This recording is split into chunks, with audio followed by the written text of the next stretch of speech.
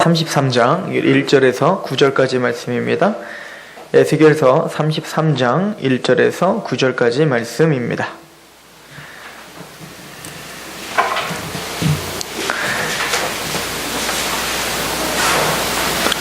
우리 1절부터 우리 함께 봉독할까요? 1절부터 9절 시작.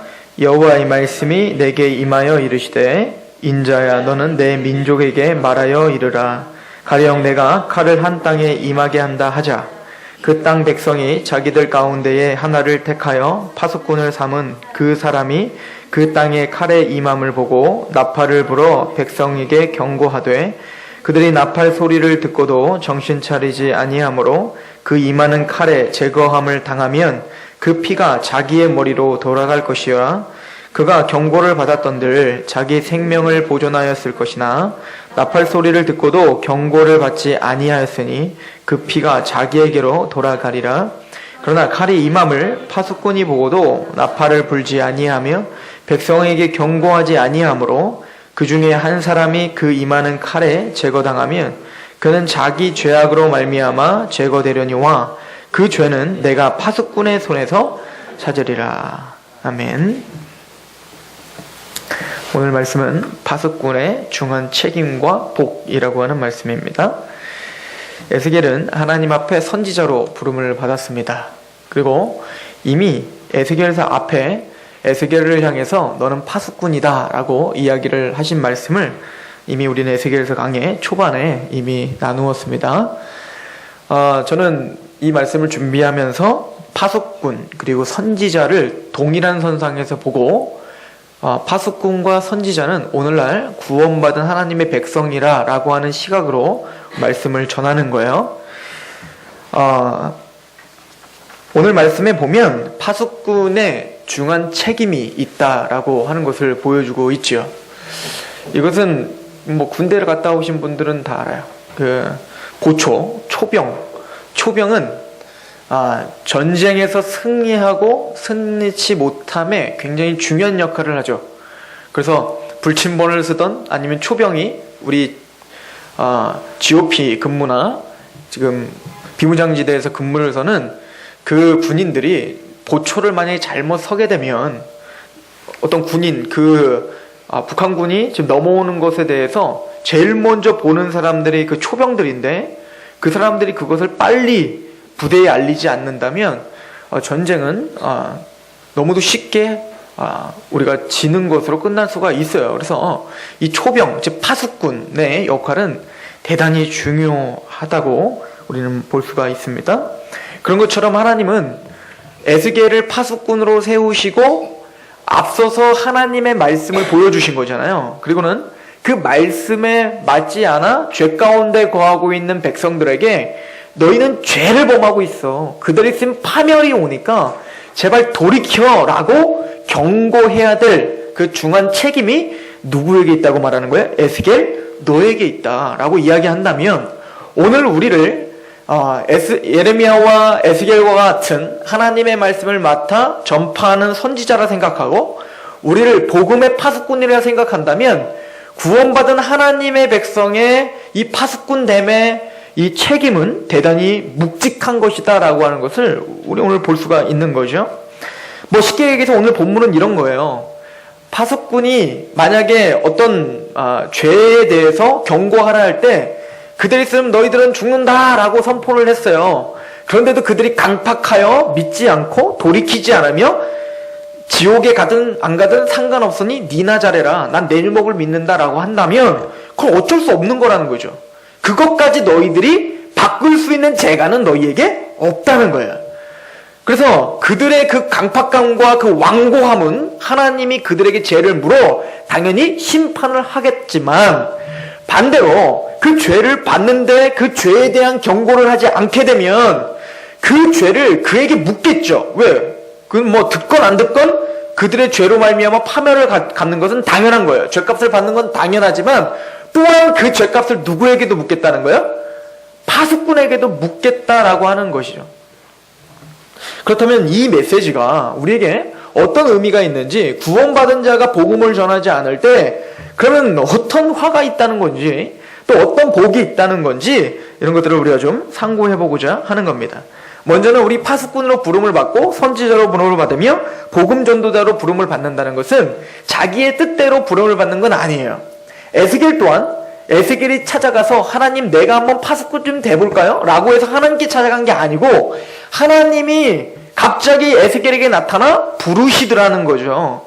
마찬가지로 우리가 복음의 파수꾼이 된다는 것도 여러분들이 뭔가 깨달아서 찾아간 게 아니고 하나님이 우리를 부르셨다라고 성경은 이야기하죠. 요한복음 15장 16절에 너희가 나를 택한 것이 아니요 내가 너희를 택하여 세웠나니 이는 너희로 가서 열매를 맺게 하고 또 너희의 열매가 항상 있게 하여 내 이름으로 아버지께 무엇을 구하든지 다 받게 하려 함이라. 즉 하나님은 우리에게 뭔가 목적이 있어서 우리를 부르셨대요. 그 목적은 뭐냐면 우리를 통하여 열매를 맺게 하기 위하여 우리가 선택해서 부른 게 아니라 하나님이 선택하여서 우리를 불러주셨다라고 이야기하고 있습니다. 여러분들이 이 자리에 앉아 계십니다. 그리고 여러분들이 구원을 받으시고 복음을 알고 무엇이 죄고 무엇이 죄가 아닌지를 분별할 수 있게 됐다면 이것은 누가 여러분들을 불러주신 거라고요? 하나님이 우리를 선택하여 부르셨다는 것에 대한 확고한 믿음이 있으셔야 된다는 거죠. 즉 우리를 부르신 목적은 뭡니까? 에베소서 3장 7절 이렇게 말하고 있어요. 이 복음을 위하여 그의 능력이 역사하시는 대로 내게 주시는 하나님의 은혜의 선물을 따라 내가 일꾼이 되었노라. 무슨 일꾼이 됐다고요? 복음을 위하여 라고 말하고 있죠. 복음을 위하여 하나님은 나에게 선물을 주셨다는 거예요. 예수님의 은혜의 선물, 십자가의 선물, 구원의 선물을 우리에게 주셨다는 거예요. 무엇을 위하여? 이 복음을 위하여 우리는 일꾼 되었다라고 이야기를 하고 있습니다. 우리 골로새서 한번 보실래요? 골로새서 1장 우리 24절부터 한번 같이 읽어보도록 하겠습니다. 골로새서 1장 24절입니다.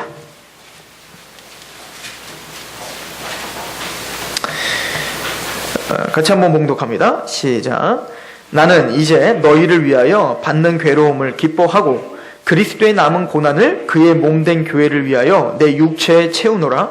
내가 교회의 일꾼 된 것은 하나님이 너희를 위하여 내게 주신 직분을 따라 하나님의 말씀을 이루려 함이니라. 이 비밀은 만세와 만대로부터 감추어졌던 것인데 이제는 그의 성도들에게 나타났고 하나님이 그로 하여금 이 비밀의 영광이 이방인 가운데 얼마나 풍성한지를 알게 하려 하심이라. 이 비밀은 너희 안에 계신 그리스도니 곧 영광의 소망이니라. 우리가 그를 전파하여 각 사람을 권하고 모든 지혜로 각 사람을 가르침은 각 사람을 그리스도 안에서 완전한 자로 세우려 함이니 이를 위하여 나도 내 속에서 능력으로 역사하시는 이의 역사를 따라 힘을 다하여 수고하노라. 사도 바울이 고백하건대 자기는 하나님의 능력으로 내 안에서 구원함을 받고 또 나를 통해서 하나님이 하시는 모든 일은 내 힘으로 하는 게 아니라 누구의 힘으로 한다는 거예요? 내 안에서 역사하시는 능력의 역사로 한다라고 하죠. 그럼 지금부터 사도 바울은 능력의 역사로 하는 거니까 하나님의 주권과 은혜로 하는 거니까 난 이제부터 띵까띵까 놀고 있으면 알아서 복음이 전파되고 알아서 구원받고 다 하나님의 성교가 다 확장되는구나 라고 여기지 않고 내가 힘을 다하여 뭐 한대요? 수고하노라 라고 말한다고요. 내 옆에 있는 복음을 모르는 자들에게 또 어찌하든 뭐 한다고요? 수고하고 있어야 된다는 거예요. 어떻게 수고해야 된다고요? 힘을 다하여 수고해야 된다는 거예요. 이게 하나님의 능력을 믿는 자의 태도라는 거예요.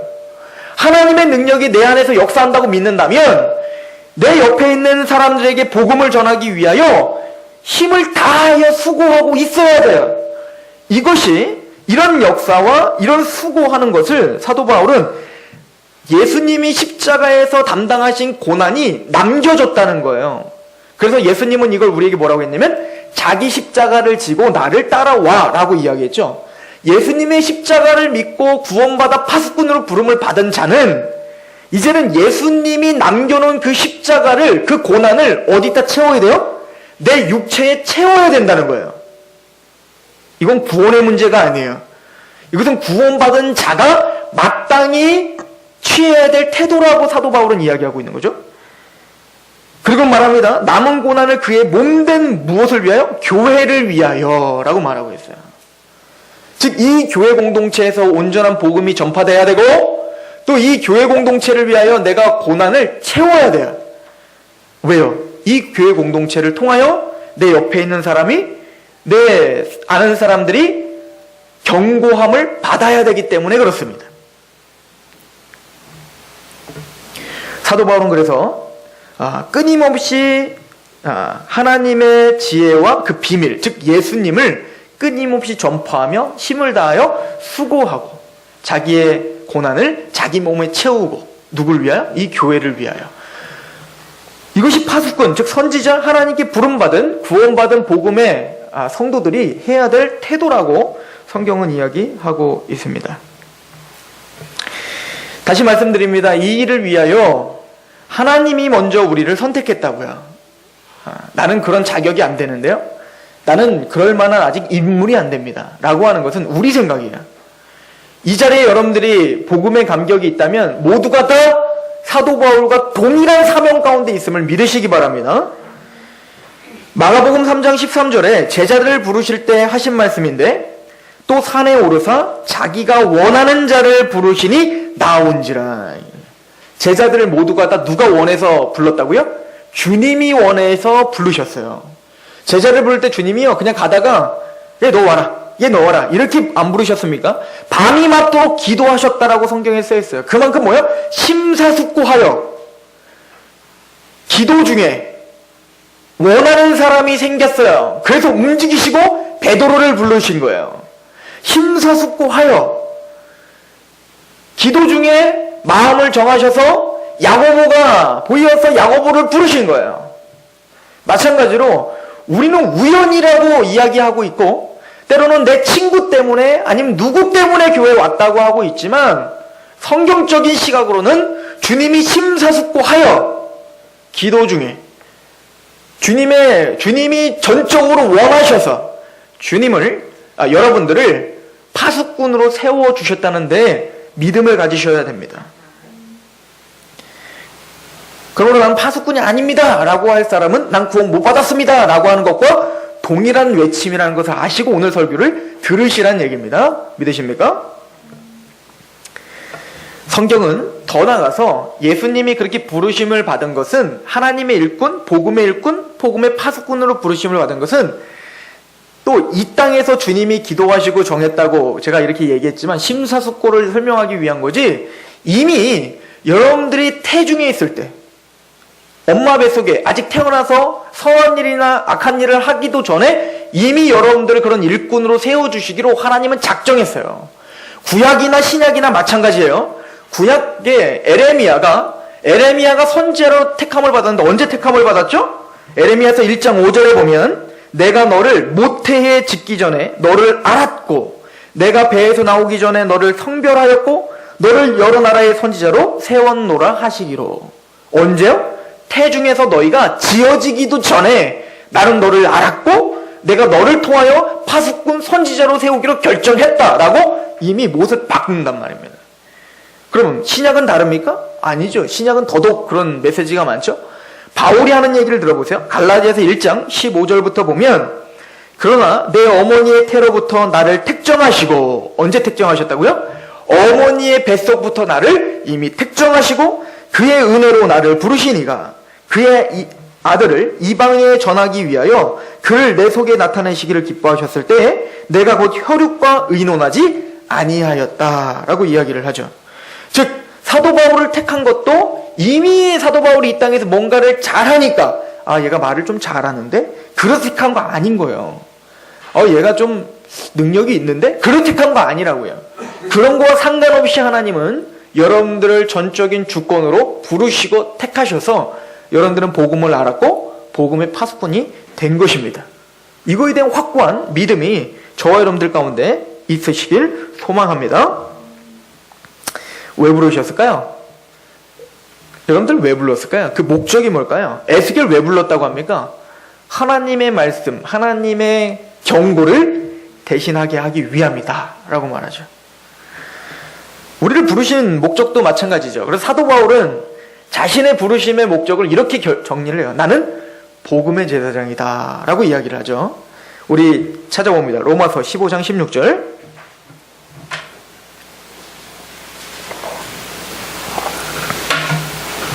여러분들의 정체성을 지금 알려드리는 거니까 이건 내 얘기다 이렇게 생각하시고 읽으셔야 돼요. 로마서 15장 16절입니다. 같이 봉독합니다. 시작.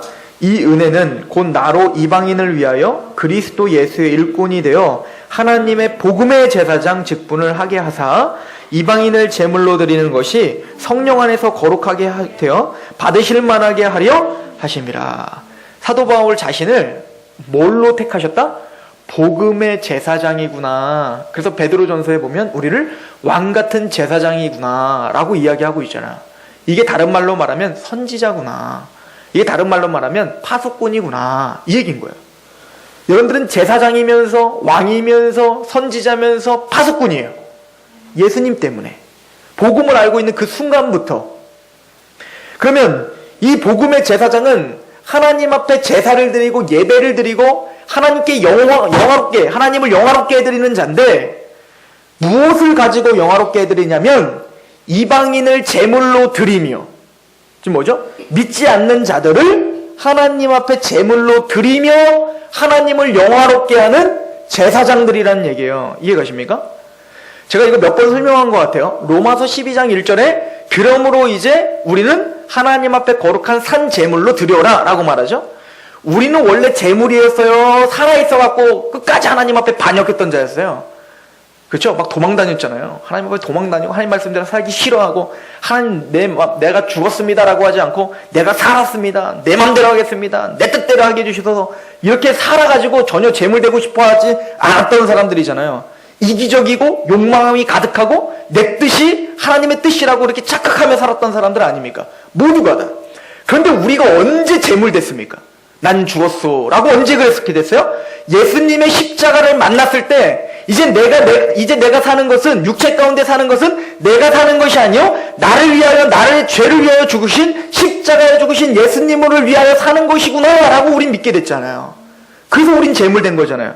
그래서 이제 내 인생 내게 아니라 예수님 뜻대로 살아야 되는구나. 나는 이미 십자가에서 내가 죽었으니까 뭘로? 제물로 죽은 자가 된 거예요.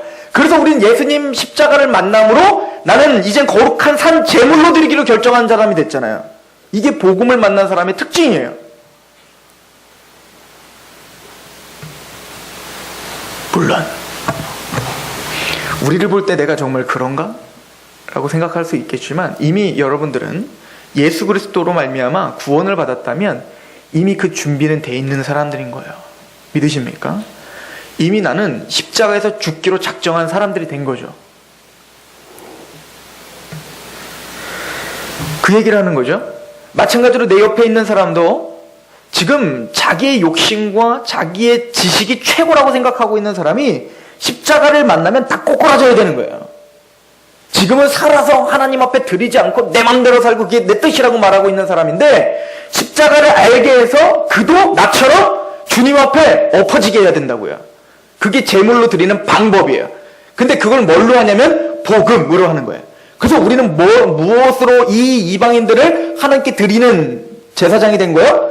복음의 제사장이라고 그래서 우리를 말하는 겁니다.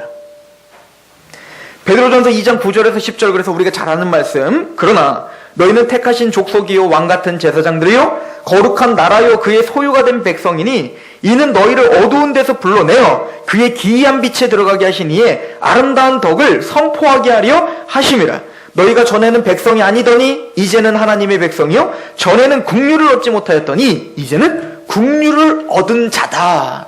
그러므로 우리는 왕같은 제사장, 이런 제사를 드리는 제사장이 됐다는 거죠. 고린도후서 5장을 한번 봅니다. 고린도후서 5장입니다. 고린도후서 5장 19절에서 20절 이 말씀을 통하여 복음의 제사장을 다시 한번 확고하게 정리해 봅시다. 그리고 여러분들을 한번 비교해 보세요. 나는 이런 사람이 됐는가? 어디까지 왔는가? 보십시오. 고린도후서 5장 19절부터 시작. 곧 하나님께서 그리스도 안에 계시사 세상을 자기와 화목하게 하시며 그들의 죄를 그들에게 돌리지 아니하시고 화목하게 하는 말씀을 우리에게 부탁하셨느니라. 이게 복음의 제사장이에요. 예수 그리스도로 말미암아 우리가 하나님과 어떻게 됐어요? 화목하게 됐어요. 구원받았어요. 죄사함 받았어요. 그럼 더 나가서 우리는 뭐를 맡은 자요? 화목하게 하는 말씀, 즉 복음을 맡은 자가 되었다라고 이야기하죠. 그럼 이거 갖고 뭐 해야 돼요? 20절 시작. 그러므로 우리가 그리스도를 대신하여 사신이 되어 하나님이 우리를 통하여 너희를 권면하시는 것 같이 그리스도를 대신하여 간청하노니 너희는 하나님과 화목하라. 예수님을 대신하여 간청하는 사람이 돼야죠. 이게 선지자라고요. 하나님과 화목하게 하는 말씀을 우리에게 맡기셨대잖아요. 그래서 우린 예언자라니까요. 하나님의 말씀을 맡았으니까 이제는 뭐야? 사신, 대사로 가서 어떻게 하라고요? 대변인. 누구의 대변인? 하나님의 대변인이 되라는 거죠. 주님 대신, 예수님 대신 우리가 전하라는 거예요. 너 그대로 있으면 지옥 간다. 그대로 있으면 넌 파멸이다. 그러므로 돌이켜라 라고 하는 그리고는 예수 그리스도의 십자가로 돌아와 라고 하는 그 십자가에서 네 죄가 다 사해졌어 라고 하는 화목하게 하는 말씀, 이것을 우리에게 부탁하셨느니라. 이 말씀을 부탁받았다면 이제 이 구절이 딱 떠올라야 돼요. 고린도전서 4장 1절에 너희들은 모두가 다 하나님의 비밀을 맡은 자로 여길지어다.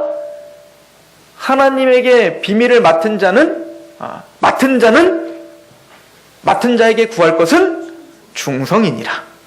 이 말씀과 우리는 연결이 돼야 돼요. 저 여러분들은 어디까지 오셨습니까? 어디까지 온 게 아니라 어디까지 깨달으셨습니까? 아니, 어디까지 우리는 그렇게 파수꾼처럼 살아가고 계십니까? 오늘 에스겔에게 이야기하는 것도 마찬가지입니다. 에스겔을 보고 너는 파수꾼이기 때문에 땅에 칼이 임함을 보고 나팔을 불어라 라고 에스겔에게 이야기하고 있잖아요. 복음이라는 건 나팔을 부는 건데, 즉 이대로 있으면 당신들 다 죽습니다 라고 선포하고 외치는 자가 파수꾼이라는 거잖아요. 그래서 구원을 받을 때 성령님이 우리 안에 임하시면, 성령 세례를 받아 성령님이 우리한테 임하시면 성령님이 우리한테 명확한 것을 깨닫게 해주세요. 에스겔에게 성령님이 임하니 뭐가 보이냐면 지금 이스라엘 백성들이 하나님의 율법에서 얼마나 어긋났는지를 보여준 것처럼 성령님이 우리 안에 임하면 내 안에 하나님의 말씀대로 살지 못하는 그 죄가 보이게 된다고요. 더 나아가 이제 그렇게 구원함을 받은 사람 파수꾼에게는 세상을 향하여 또 내 옆에 참 잘나가는 사람, 참 겉으로는 뻔질이라고 참 괜찮은 사람, 또 겉으로는 참 도덕적인 사람, 그리고 세상에는 참 칭찬받는 사람인데 그럼에도 불구하고 이 사람은 죄인이구나 라고 하는 것이 보여야 된다고요. 그것도 치가 떨리도록. 요한복음 16장에 성령님이 하시는 역할이 그거라는 거예요. 요한복음 16장 7절 한번 펴보십시오. 요한복음 16장 7절입니다.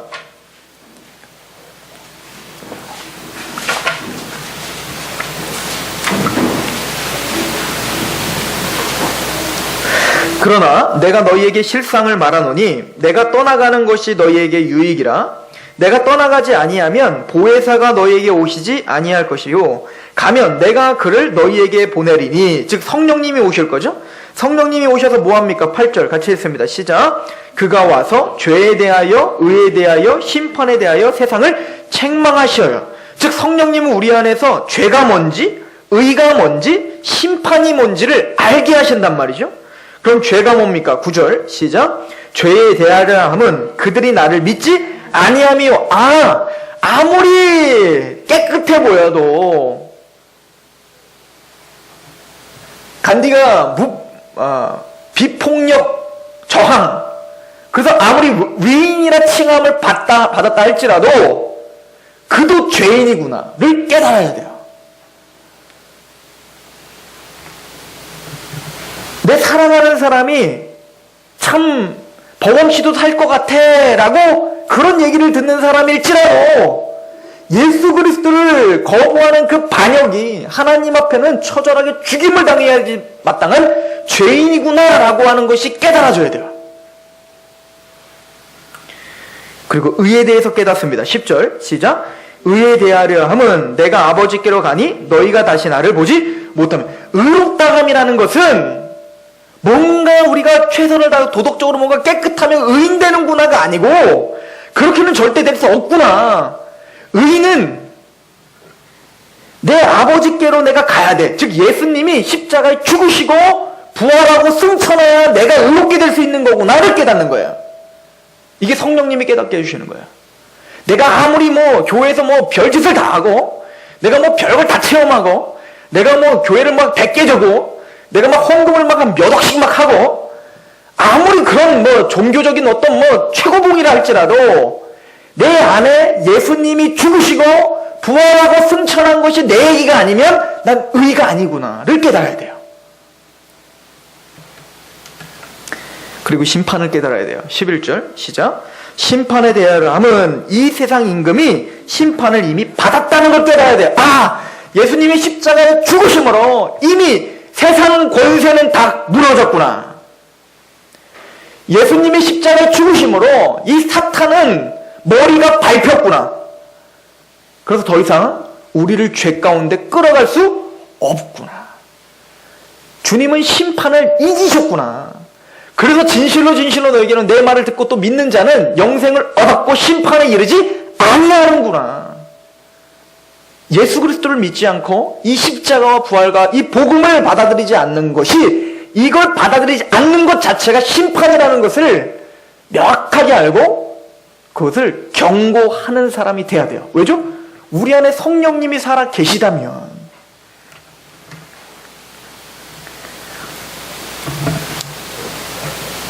즉 모든 인간이 다 죄인이다 라고 하는 것을 선포하는 사람이 돼야 된다고 에스겔에겐 이야기합니다. 사도 바울도 그래서 복음을 전파할 때 로마서 3장 19절에서 20절 이렇게 이야기하죠. 우리가 알거니와 무릇 율법이 말하는 바는 율법 아래에 있는 자들에게 말하는 것이니 이는 모든 입을 막고 온 세상으로 하나님의 심판 아래에 있게 하려 함이라. 다 심판 아래에 있음을 믿게 하는 것. 20절. 그러므로 율법의 행위로 그의 앞에 의롭다 하심을 얻을 육체가 없나니 율법으로는 죄를 깨달을 뿐이라 라고 하는 것. 그 어떤 육체도 내 행함으로 구원받을 수 없다라고 하는 것을 선포해 주는 것. 이것이 파수꾼이 해야 될 일이라는 거예요. 또한 죄를 선포할 뿐만 아니라 하나님의 은혜 아래 거하라 라고 하는 것을 선포하는 자여야 됩니다. 잘 아는 말씀이죠. 우리 에스겔서 33장 우리 17절부터 보세요. 오늘 본문이죠. 에스겔 33장 17절부터 보면 이렇게 써 있어요. 같이 한번 읽어볼게요. 시작. 그래도 내 민족은 말하기를 주의 길이 바르지 아니하다 하는도다. 그러나 실상은 그들의 길이 바르지 아니하니라. 만일 의인이 돌이켜 그 공의에서 떠나 죄악을 범하면 그가 그 가운데서 죽을 것이고, 만일 악인이 돌이켜 그 악에서 떠나 정의와 공의대로 행하면 그가 그로 말미암아 살리라. 그러나 너희가 이르기를 주의 길이 바르지 아니하다 하는도다. 이스라엘 족속아, 나는 너희가 각기 행한 대로 심판하리라 하시니라. 이게 무슨 얘기냐면, 의인이라고 쳐봅시다. 뭐 의인도 없지만 의인은 없어요. 한 사람도 없어요. 이게 성경이 말하는 바야. 근데 의인이라고 칩시다. 만약에 지금까지 살아오면서 여러분들이 율법을 1.1획도 한 번도 어긴 적이 없어요. 생각으로나 마음으로나 행함으로나 말로나 누구를 미워한 적도 없고, 그리고 거짓말한 적도 없고, 입으로도 뭐 하여튼 비판한 적도 없고, 항상 막 사랑 막 이러고 살았어요. 그럴 리는 없지만, 그럴 리는 없는 거예요. 근데 그렇다고 쳐봅시다. 그렇게 하다가 죽기 직전에 누가 갑자기 미워졌어요. 그래서 막 미워, 그냥 막. 그럼 그 사람은 어떤 사람이 될까요? 그것 때문에 지옥 떨어지겠다, 이 얘기하는 거예요. 야고보서 2장 10절. 누구든지 온 율법을 지키다가 그 하나를 범하면 모두 범한 자가 되나니. 그랬더니 에스겔서에 뭐라고 써있냐면, 여기 뭐라고 써있어요? 20절에 그러나 너희가 이르기를 주의 길이 바르지 아니하다 하는도다. 주님의 길은 바르지 않습니다. 주님, 그게 어떻게 공의롭습니까? 그 말이 됩니까? 아니, 한 90가지 율법 잘 행했으면 한 가지쯤은 괜찮죠. 하나님의 거룩하심과 하나님의 공의로우심을 우리 인간은 이해할 수 없는 거죠. 그럼 많은 사람들은 어떻게 합니까? 기독교가 말이 안 된다라고 이야기하는 거예요. 야, 그럼 예수님 믿고 개판으로 사는 사람과 예수님 안 믿고 성분자처럼 사는 사람 누가 구원받아야 되냐라고 우리에게 질문하는 거예요. 계속. 이게 지금 이 에스겔서에서 따지고 있는 사람들의 특징인 거예요. 그러나 너희가 이르기를 주의 길이 바르지 아니하다라고 하는 거죠. 하나님 틀렸다라고 하는 거예요. 왜? 내가 보기에는 교회 다니는 쟤보다 교회 안 다니는 얘가 더 깨끗하거든.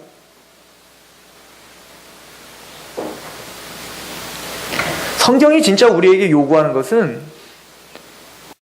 깨끗한 불신자나 더러운 기독교인이나 다 죄인이야. 알았어. 다 죄인이야. 그것을 먼저 인정하자는 거예요. 가끔 저한테 이렇게 물어보는 사람이 많아요. 특히 예정론에 대한 이야기를 하면서 억울하지 않냐 이거죠. 억울하지 않냐. 누구는 선택하고 누구는 구원 못 받고 이거 억울하지 않습니까? 라고 하는 거죠. 그 부분 자체가, 그 질문 자체가 이미 출발점이 다른 거예요. 틀린 거예요. 왜냐면 억울이나 마나 너나 나나 교회를 다닌 구원받은 바울이나 아니면은 저 우평 강도나 모두가 다 뭐냐면 구원이라는 것은 일말의 여지도 우리에게 없었다는 것이 맞아요. 공평을 자꾸 찾는데 공평? 여러분들 하나님 앞에 진짜 공평하기를 원하십니까? 하나님이 정말 공의롭고 공평하고 의롭기를 원하십니까? 하나님 그렇게 하실 수 있어요. 그러면 100사람 모두가 저 앞에 낭떠러지가 있다고 해봅시다. 100사람이 출발을 했다고요? 몇 명이나 낭떠러지를 곤두박질 칠까요? 하나님이 간섭하지 않으면 공평하게 의롭게 너그럽게 원래 거룩하신 하나님 그대로 그냥 냅두는 거예요. 그래 내가 아무한테나 나 누구 구원시키고 누구 구원 안 시키고 이거 안 하고 손 놓고 그냥 가만히 냅둘게. 그러면 창세기부터 시작해서 계시록까지 전 인류 지금까지 모든 지구상에 살았던 모든 사람들 싹 다 일렬로 다 세워놓고 자 이제부터 출발해갖고 심판에 누가 안 던져지고 누구는 구원받을 수 있을까? 출발! 누구 몇 명 구원받을까요? 100명이라면 100명 모두 다 낭떠러지 곤두박질 치는 거라고요. 그 인생이라니까요 우리가. 근데 이걸 이해를 못하는 거예요. 이걸 우리는 장로교에서 전적 부패라고 말하는 거예요. 이게 믿어지셔야 돼요. 그래야 구원이 뭔지 알아요. 우리는 원래 다 지옥불로 곤두박질 치는 거라니까요. 내 지혜로 내 어떤 도덕성으로 발버둥을 쳐서 곤두박질 치는 거예요. 납득이 가세요? 노아의 방주 얘기를 한번 해봅시다. 여러분들 노아의 방주 얘기를 하면서 어렸을 때 많이 들어봤죠? 아름답게 이야기를 합니다. 노아의 방주 때 모든 민족이 다 범죄를 저질렀습니다. 맞습니까? 그리고는 몇 명만 살았어요? 8명만 살았대요. 방주에 탄. 그죠? 억울하지 않아요? 하나님 너무하신 거 아니에요? 그 당시 한 몇백만이 살았을 텐데 그 몇백만 다 죽었어요. 그리고 몇 명만 살았어요? 8명만 살았다고요. 그런데 놀라운 건 여러분들 성경 자세히 보셔야 돼요. 노아가 선택하고 거룩하고 당대 의인이라서 구원받은 거 아니에요. 창세기 6장에 보면 노아는 하나님께 은혜를 입었더라라고 써있단 말입니다. 노아가 특별하게 착하고 거룩하고 똑똑해서 구원받은 게 아니라니까요. 오늘도 또 이게. 그런데 하나님의 은혜를 받아서 노아는 믿음이라는 게 생긴 거예요. 그러면 반대로 이 모든 이 몇백만이나 되는 그 많은 사람들은 뭘 못 받은 거예요? 은혜라는 걸 못 받은 거예요. 그런데 우리는 그걸 보면서 하나님 너무합니다, 억울합니다 라고 말하는 사람 있나요? 당연히 그 사람들은 하나님을 배역했으니 지옥 가야 되고 노아는 당연히 방주에 탔으니 구원받는다고 이야기하잖아요. 그러나 성경은 은혜라니까요. 그런데 이 이야기를 나에게 직접 적용하면 억울한 거예요. 저희 상록교회 성도들은 이 개념을 확실하게 잡으시기 바랍니다. 여기 계신 분들 하나님이 간섭하지 않았다면 다 지옥불로 곤두박질 치는 거예요. 저를 비롯해서 모두가 다. 우리 하준이는 빨리 하나님 잡아주셔야 되고요. 제가 말하잖아요. 우리 하준이한테 제가 맨날 물어봐요. 아빠 사랑해? 아빠 사랑해. 엄마 사랑해? 엄마 사랑해. 말을 얼마나 잘하는지 몰라요. 하나님 사랑해? 아니. 왜 하나님 안 사랑해? 몰라? 하나님 모른대요. 예수님 사랑해? 아니? 예수님 몰라. 그래서 사랑할 수가 없대요. 하나님의 은혜가 있길 소망합니다. 우리 하중이 이대로 죽으면 지옥 가는 거예요. 이게 억울하십니까? 아니요. 그래서 우리는 수고를 다하여 저는 제 아들한테 끊임없이 십자가를 전해줄 거란 말입니다. 미친 듯이 하나님의 능력을 의지하고.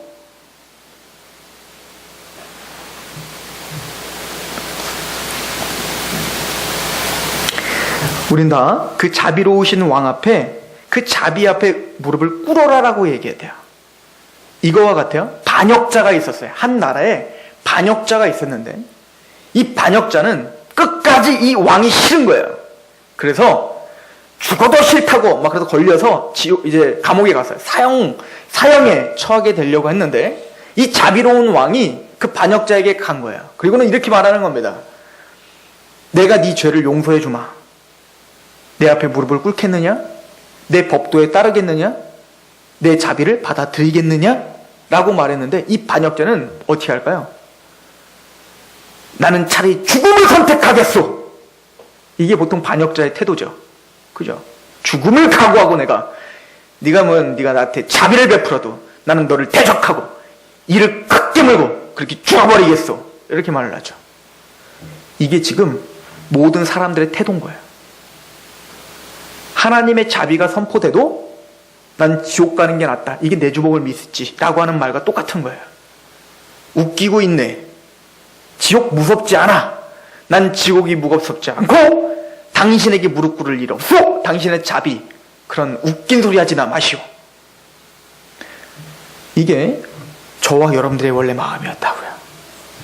이게 원래 성경이 우리를 진단한 핵심이에요. 근데 이거 부셔버린 게 하나님이신 거예요. 그 반역자에게 계속 찾아가서 떡도 주고 물도 주고 내가 너 사랑해. 절로 가시오.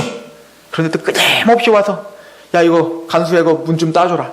그리고 들어가갖고 안 얻어줬다가 절로 가란 말이야. 그런데 또 안고 그래 1년이 돼도 안 바뀌고 2년이 돼도 안 바뀌고 그래서 평생에 걸쳐서 우리를 만들어 놓으신 거예요.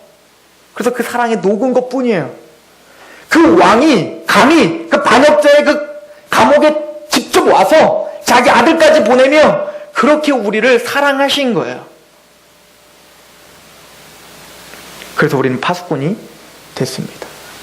그 사랑을 당신들은 아십니까? 당신들이 지금 고개를 빳빳이 들고 대적하고 있는 그분이 어떤 분이신 줄 아십니까? 하나님은 지금도 당신의 마음을 두드리고 있고 지금도 당신을 기다리고 있는데 그거 아십니까? 이대로 있으면 당신에게 얼마나 큰 파멸이 오는지 아십니까? 라고 수고를 다하며 힘을 다하며 그렇게 파수꾼으로 살 수밖에 없었던 사도 바울. 이게 에스겔이었던 거 아닙니까?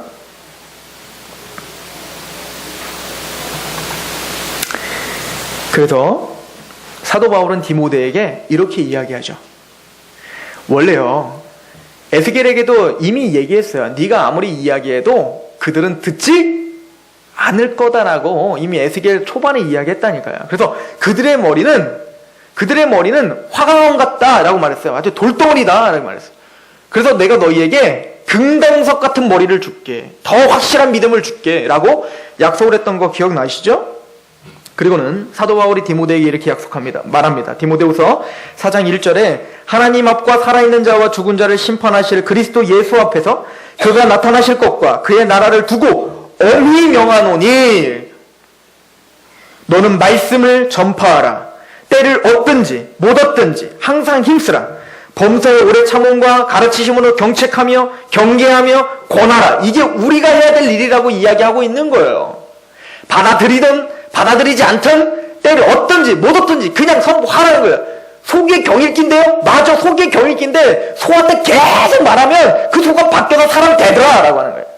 이게 복음이에요.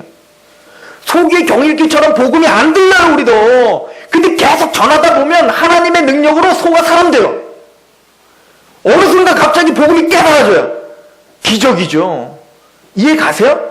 그러니까 우리는 때를 얻든지 못 얻든지 그냥 선포하는 거예요. 그러다 욕먹으면 더 좋고. 에스겔서 3장 7절에서 9절. 그러나 이스라엘 족속은 이마가 굳고 마음이 굳어 내 말을 듣고자 아니하리니 이는 내 말을 듣고자 아니함이라. 보라, 내가 그들의 얼굴을 마주보도록 내 얼굴을 굳게 하였고 그들의 이마를 마주보도록 내 이마를 굳게 하였으되 내 이마를 화석보다 굳은 금강석 같이 하였으니 그들이 비록 반역하는 족속이라도 두려워하지 말며 그들의 얼굴을 무서워하지 말라 하시니라.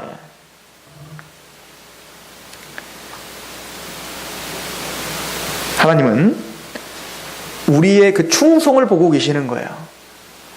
나를 통하여 오늘 몇 명 구원받았네가 중요한 게 아니고 내가 어떻게 하나님의 말씀을 어떤 마음으로 전파했는가가 중요한 거예요. 빌리 그레이엄 목사님이 몇만 명한테 복음을 전파하는 것과 여러분들이 충성스럽게 내 옆에 있는 사람에게 그냥 듣든 아니든 전파하는 것과 하나님은 동일하게 취급하겠다는 거예요. 예수님도 11명밖에 안 남겨놓으셨어요. 그리고 더 중요한 얘기는 오늘 본문을 잘 읽어보세요. 에스겔이 만약에 전하지 아니하면 에스겔에게 그 책임을 묻겠대요, 안 묻겠대요? 묻겠다는 거거든요. 이 말씀을 넉넉히 보시면 안 돼요. 구원에서 떨어지진 않겠죠. 그러나 중대한 책임이 우리에게 있는 거죠.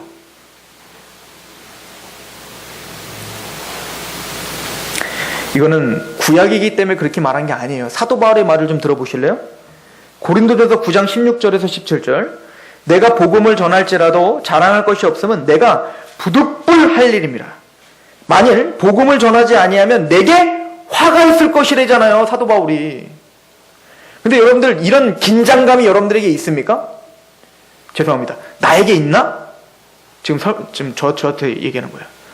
저는 여러분들한테 얘기할 만한 수준이 안 돼요, 지금. 저한테도 빨리 얘기해야 되거든요. 과연 진짜 내가 오늘 복음을 전하지 않으면 화가 있다라고 할 정도로 사도 바울의 그 긴박한 긴장감이 파수꾼인 나에게 있나? 사도 바울은 정말 그렇게 전했거든요. 내가 복음을 전하는 게 복음 전해서 상급받아야지 이런 개념 아니에요, 사실은. 사도 바울은 내가 이걸 잘하면 하나님이 나를 상급 주시리라, 구원받은 것도 요 정도인데 까짓 거 복음 전하면 나한테 3층 집 살게 해주겠지?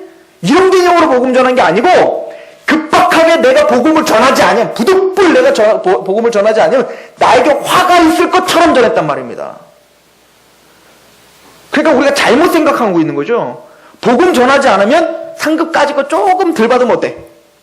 구원 받았는데 뭐 상급 좀 덜 받자? 어휴, 저 사람은 상급 잘 받네 가 아니라니까요. 근데 성경은 사도 바울의 심장을 그대로 한다면 파수꾼이 파수꾼 노릇을 하지 못하면 화가 있다라고 이야기하잖아요. 그 화가 정확하게 뭔지 모르겠어요. 성경에서 사도 바울이 화에 대해서 정확하게 말하고 있지 않기 때문에. 그러나 적어도 구원에서 떨어지는 건 아니에요. 그럼 뭔가 화가 있을지 모르겠지만 하여튼 그 압박감에 사도 바울은 전했다면 우리도 긴장해야 되는 거 아닌가요? 이 말씀이 하나님 말씀이 아니라고 오려버리면 모를까. 17절.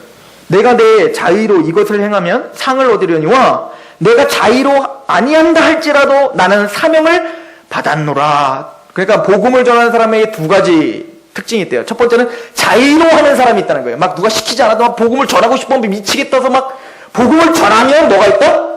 상이 있어. 그러나 내가 자의로 하지 않아도 부득불난 사명 가운데 해야 돼. 모두가 다.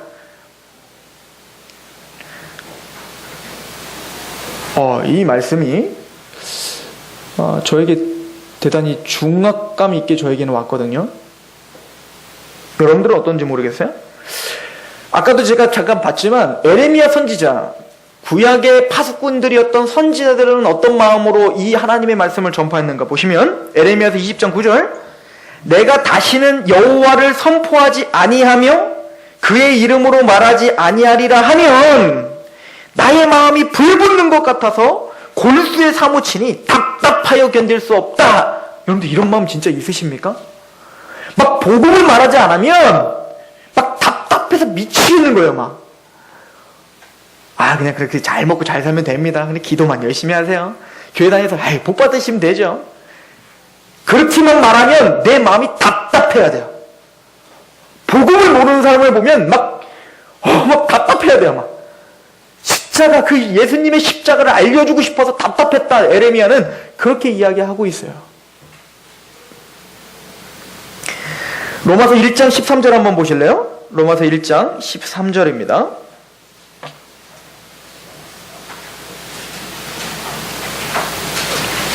같이 한번 읽어봅니다. 시작. 형제들아, 내가 여러 번 너희에게 가고자 한 것을 너희가 모르기를 원하지 아니하노니 이는 너희 중에서도 다른 이방인 중에서와 같이 열매를 맺게 하려 함이로되 지금까지 길이 막혔도다. 헬라인이나 야만이나 지혜 있는 자나 어리석은 자에게 다 내가 빚진 자다. 그리고 15절에 그러므로 나는 할 수 있는 대로 로마에 있는 너희에게로 복음을 전하기를 원해. 왜냐? 빚진 자의 마음이 있기 때문에. 여러분들 빚자 보셨어요? 빚지면 어떤 마음이 있냐면, 예를 들어서 여러분들이 저한테 1,000만 원 빚졌다고 해보세요. 그러면 여러분 빚졌는데 갚지를 못하고 있어. 1년이 돼도 2년이 돼도. 그럼 저 볼 때 어떤 마음이 들겠어요? 막 좀 나 피하고 싶지 않겠어요?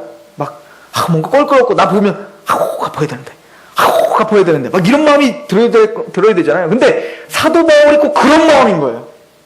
복음으로 구원을 받은 사람은 이런 빚진 자의 마음이 있다는 거예요. 뭔가 전해야 되는데 어떡하지?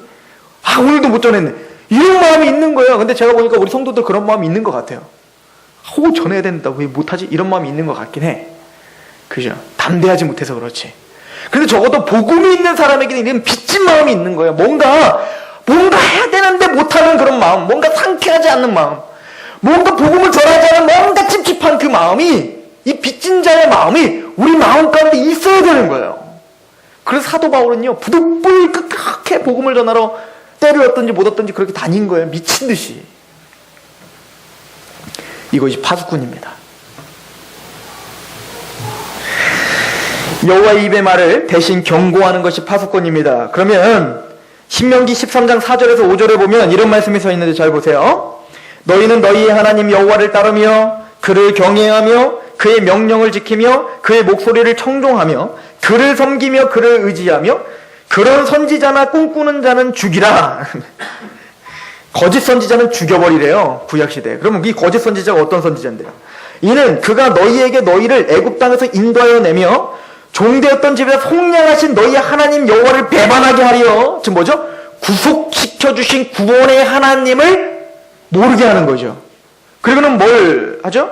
너희 하나님 여호와께서 내게 행하라 명하신 도에서 너를 꿰어내어 말하였음은 너는 이같이 하여 너희 중에서 악을 제할지라. 무슨 얘기냐면 그 당시 거짓 선지자들이 어떻게 하냐면 명확하게 써있는 하나님의 율례와 말씀을 등한시하게 하고 자기가 꿈꾸고 환상 본 것으로 자꾸 이야기를 해서 하나님의 말씀에서 떠나게 하며 더 나아가 이 하나님의 말씀에 기록된 하나님이 출애굽을 시켜주신 구원자다라고 하는 것, 거기에 집중하지 못하게 하는 선지자들이 있다면 그들을 죽이라 라고 했어요.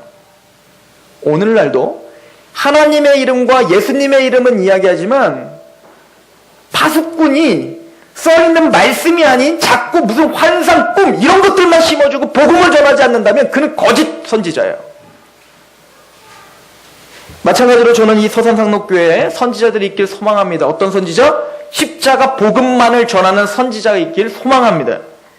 더 나아가서 에레미야서 23장 16절에 이렇게 말합니다. 만군의 여호와께서 이와 같이 말씀하시되 너희에게 예언하는 선지자들의 말을 듣지 말라. 왜 그런지 잘 보세요. 그들은 너희에게 헛된 것을 가르쳐요. 그 헛된 것이 뭔지 잘 보세요. 너희에게 헛된 것을 가르치나니 그들이 말한 묵시는 자기 마음으로 말미암은 것이요. 그러니까 내 마음에 이렇게 생각이 들고 이렇게 마음이 드는 것을 하나님의 말씀이라고 자꾸 우기는 사람들, 하나님이 이렇게 말씀하셨습니다 라고 자꾸 우기며 그거에 추종하게 하려고 하는 사람들 거짓 선지자라니까요. 자기 마음으로 말미암은 것이요 여호와 입에서 나온 것이 아니에요. 여호와의 입에서 나온 것은 오직 말씀입니다. 파수꾼은 철저하게 말씀을 전하는 사람이에요. 철저하게 복음을 전하는 사람이에요. 십자가의 도만을 전하는 사람이에요. 그래서 사도 바울은 이 말을 신약적으로 이렇게 말해요. 갈라디아 1장 10절에 이제 내가 사람에게 좋게 하랴 하나님께 좋게 하랴 사람들에게 기쁨을 구하랴 내가 지금까지 사람의 기쁨을 구하였으면 그리스도의 종이 아니니라. 사람들의 기쁨을 구하고 사람들의 그 처지를 생각하며 전하는 거 아니라는 거야.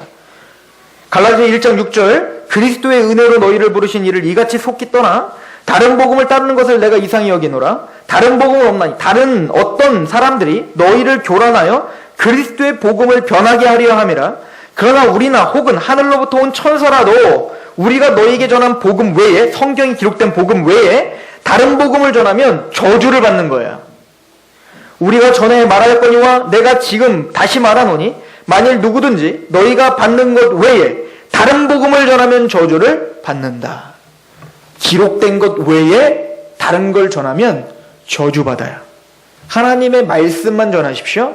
하나님의 복음만 전하는 것이 바로 파수꾼의 임무입니다. 믿으십니까? 우리는 파수꾼이 누구인지를 살펴봤고요. 파수꾼은 무엇을 전파해야 되는지를 선포했고요. 파수꾼은 어떠한 태도로 복음을 전파해야 되는지를 살펴봤습니다. 그리고 뭔지 모르겠지만 복음을 전하지 않은 화가 있다는 그것도 우리는 살펴봤고 징계가 있겠죠. 뭔지 모르겠지만 있다는 것을 우리는 살펴봤고요. 그럼 마지막으로 그렇게 복음을 전파한 사람들에게는 어떤 복이 있는가를 몇 가지 말씀을 제가 읽어드리고 마치도록 하겠습니다.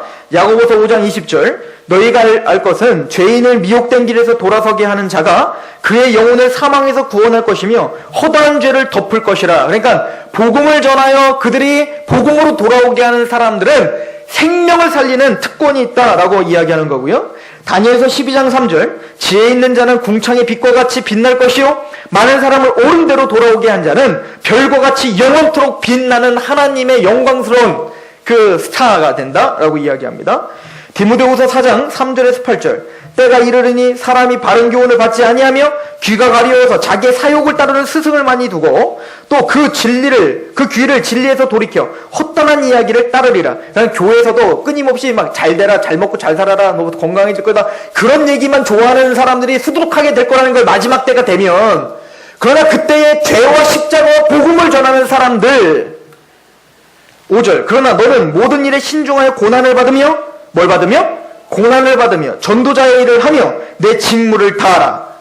요즘에는 교회 가면 복 받는데요 이런 얘기해야지 좋아하는 시대거든요. 그럼에도 불구하고 디모데 너는 복음을 전하라 라고 이야기하고 있죠. 6절 전쟁과 같이 내가 벌써 부어지고 나의 떠날 시각이 가까웠도다. 나는 선한 싸움을 싸우고 나의 달려갈 길을 마치고 믿음을 지켰으니 이제 후로는 나를 위하여 의의 면류관이 예비되었으므로 주 곧 의로우신 재판장이 그날에 내게 주실 것이며 내게만 아니라 주의 나타나심을 사모하는 모든 자에게로다. 이렇게 세속적인 욕망을 채우기 원하는 귀가 가려운 사람들이 수두룩한 이 시대에 복음을 명확하게 전파하고 있는 사람 하나님이 반드시 영광스러운 면류관으로 함께 하겠다 약속하십니다. 이 약속 붙들고 파수꾼다운 파수꾼으로 서시길 소망합니다. 기도하겠습니다. 아버지 하나님 너무나 감사합니다. 우리가 주님의 파수꾼으로 서 있습니다. 주님의 선지자입니다. 왕같은 제사장들입니다.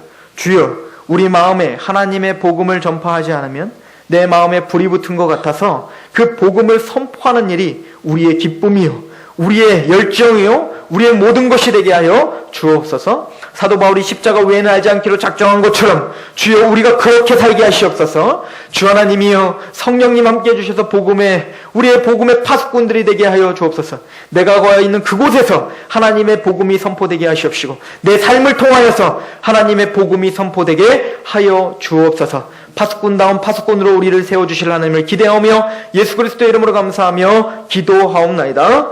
아멘. 찬양.